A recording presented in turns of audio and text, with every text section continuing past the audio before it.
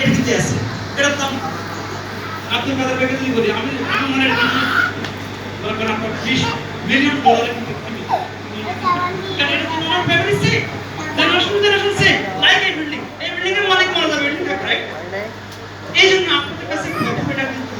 লাগবে না এই জন্য আপনাকে কি করতে হবে আপনার এই কথাগুলি শেখার জন্য কিন্তু মনে করেন বিভিন্ন অ্যাক্টিভিটিতে অংশগ্রহণ করতে হবে কেন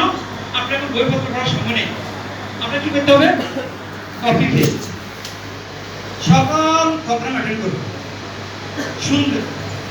আনওয়ান্টেড যত ফাইল আছে সব ডিলিট করবেন ফরম্যাট দিবেন ব্রেন দিয়া একটা ফোল্ডার বানাবেন সাকসেসফুল ফোল্ডার ডিসিশন দিছি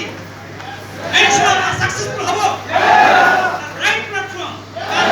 এটা অলরেডি প্রুভেন ডিসিশন নেওয়ার পরে এখন কি করব কর্ম করে কথা বলবো যেমন কি করব কেন কিভাবে বা কাম করব রাইট আপনার জীবনে অনেক সফলতা আছে শুনেন আমাদের মশার একটা সমস্যা হচ্ছে আমরা বেঞ্চ করতে যাচ্ছি বিনা পরিশ্রম বুঝছেন শুধু নামাজ না ভাই নামাজটা একটা পার্ট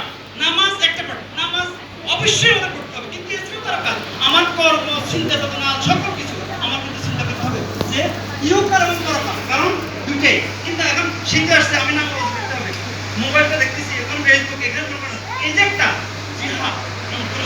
রাইট